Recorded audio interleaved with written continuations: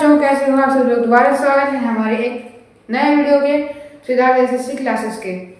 तो हमने स्टार्ट कर रखा है चैप्टर 20 सिमेट्री, जिसका हमने कंसेप्ट आपको पिछली वीडियो में समझाया था। और आज हम इस वीडियो में आपको समझाने वाले हैं चैप्टर 20A, मतलब एक्सरसाइज 20A। तो आज की वीडियो में मैं समझाने वाला हूँ मैथ की बुक से एक्सरसाइज 20A। आप एक बार बुक में देखो तो आप लोगों को समझ में आएगा।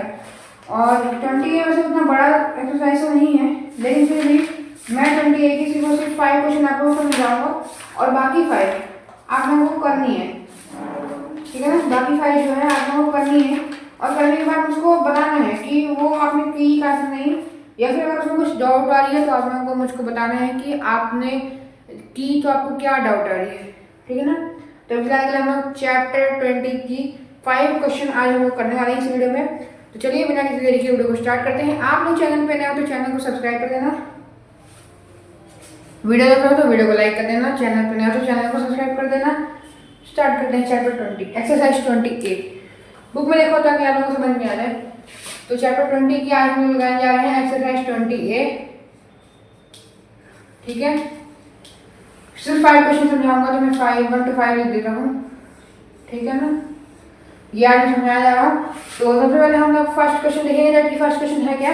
फर्स्ट क्वेश्चन दिया है आप लोग थोड़ा बुक में देखो। फर्स्ट क्वेश्चन हमारा जो दिया है वो दिया है कि which of the following geometrical figures has exactly only one line of symmetry, exactly one line of symmetry. इसमें बोल रहा है कि ऐसी कौन सी फिगर है जिसमें सिर्फ और सिर्फ एक लाइन ऑफ सिमेट्री हो, मतलब कि एग्जैक्ट अप्रोप्रिएट एक लाइन ऑफ सिमेट्री हो। अब ऑप्शन देख लेते हैं। A rectangle, a semi circle, a regular pentagon and a rhombus. ये 4 हम लोग को ऑप्शन दिए। तो हम लोग एक एक फिगर को बनाते हैं और उसमें देखते हैं कि कितनी लाइन ऑफ सिमेट्री निकल के आती है। तो सबसे पहले जो हमारा है वो है रेक्टेंगल। रेक्टेंगल थोड़ा सा बड़ा होता है, मतलब कि उसकी 2 साइड्स इक्वल होती है, 2 साइड्स अनइक्वल, 2 साइड्स इक्वल होती है, 2 साइड्स इक्वल होती है, उसकी 4 साइड्स इक्वल नहीं होती हैं। फिर दिया है हमारा सेमी सर्कल। सेमी सर्कल मतलब मैंने आपको समझाया था, सेमी सर्कल एक फुल सर्कल का आधा सर्कल, इसीलिए उसको सेमी सर्कल कहते हैं। सेमी, सेमी का मतलब आप समझ गए, आधा डिवाइड कर देना, ठीक है ना, इक्वल पार्ट, ठीक है ना। थर्ड हमारा दिया है रेगुलर पेंटागन। रेगुलर पेंटागन, ये देखो रेगुलर पेंटागन कुछ इस तरीके का बनता है। और फोर्थ हम लोग को दिया है अरोम्बस। रोम्बस भी गाइस स्क्वायर ही होते हैं बच्चों, रोम्बस भी हमारा स्क्वायर ही होता है।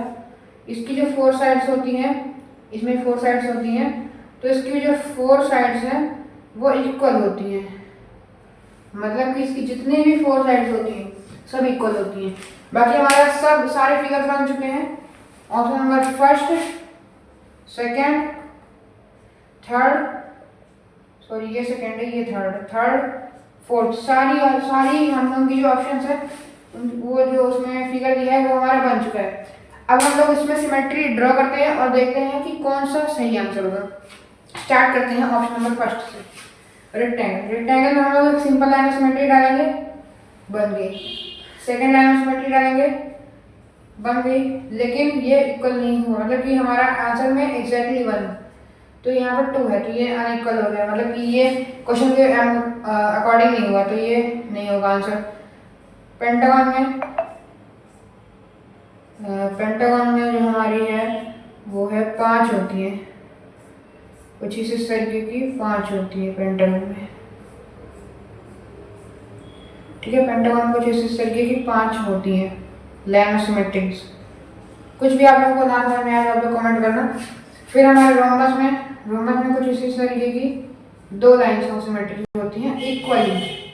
तो पहले पेंटागन भी हमारा नहीं होगा, रेगुलर पेंटागन, रोम्बस भी नहीं होगा, सेमी सर्कल एक होता है।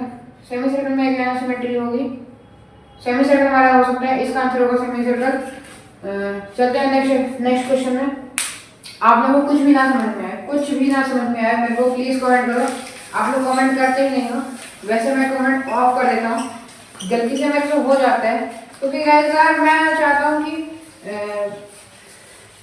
मतलब कि मैंने पहले जब वीडियो डालता था ना, तो मैं पहले क्या करता था, मतलब फर्स्ट वीडियो डाला तो पहली बार मैंने क्या किया, उसको अंडर 18 रखा, क्योंकि अंडर 18 में जो गर्ल्स या फिर बॉयज रहते हैं वो क्लास 8 में पढ़ती होंगी, बट ओवर 18 कोई नहीं है। तो मुझे अंडर 18 किया तो उसमें कमेंट्स ऑफ हो गए। तो मैंने सोचा कि भाई सब ओवर 18 जो होंगे वो जब देखेंगे तो अपने भाई बहन को या फिर अपने बच्चे को जरूर दिखाएंगे कि भाई तुम भी कि लो तुम भी करो, ठीक है ना।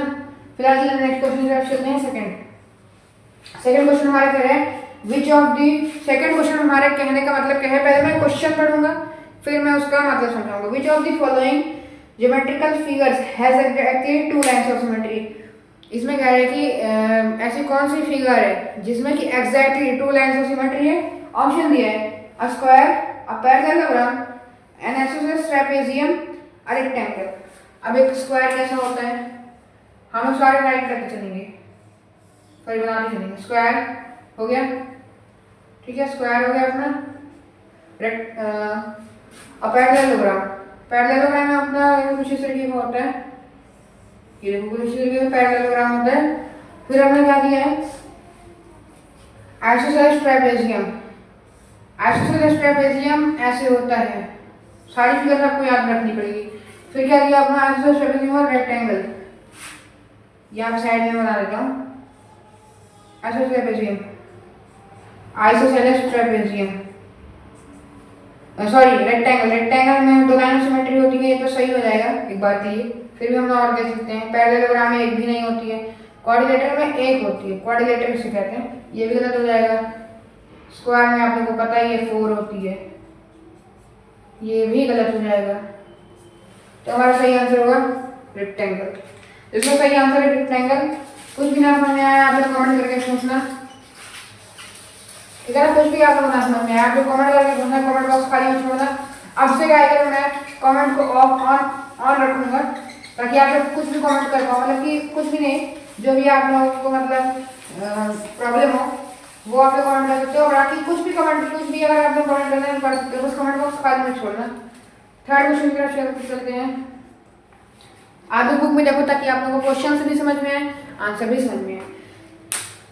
An equilateral triangle has 3 line of symmetry. Equilateral triangle में बता रहा है 3 लाइन ऑफ सिमेट्री होती हैं, ठीक है, इतना तो ठीक है, ठीक है, बहुत अच्छे। Equilateral triangle 3 line of symmetry होती है। पूछ रहा है आइसोसेलेस ट्रायंगल में कितनी होती है, मतलब आप डाल दिए हमको टेंशन में कि इक्विलेटरल ट्रायंगल का। अब जो वीक बच्चे होंगे उनको लगेगा कि इक्विलेटरल ट्रायंगल में तो बता रहा है भाई खुद से, क्वेश्चन में ही आंसर दे रहा है, लेकिन वीक बच्चों को इसकी देख के फट जाएगी, मतलब कि जिनको नहीं पता होगा कि इसमें कितनी लाइन ऑफ सिमेट्री होती है। वैसे वीक बच्चों को भी आज से पता चल जाएगा क्योंकि बुक में देख के वो लोग समझ लेंगे। तो इसमें होती है 1 लाइन ऑफ सिमेट्री। तो ऑप्शन इसमें दिया है सेकंड, ऑप्शन जो सेकंड है जिसमें दिया है 1 लाइन ऑफ सिमेट्री वो इसका सही आंसर हो जाएगा। तो ऑप्शन नंबर सेकंड इसका सही आंसर हो जाएगा। बाकी मैं काफी छोटा छोटा आप लोगों को समझा रहा हूँ ताकि आप लोगों को इजीली समझ में भी आए और आप लोग मेरी वीडियो स्किप करके आगे मत जाओ, मतलब कि आप लोग को लगे कि आपको आ रहा है या फिर आप लोग को सही में भी आ रहा हो तो भी आप लोग मेरी वीडियो स्किप करके आगे मत जाओ, आप लोगों को परेशान ना होना पड़े इसलिए। बाकी तो मैं आप लोगों को अच्छे से समझाने की कोशिश कर रहा हूँ।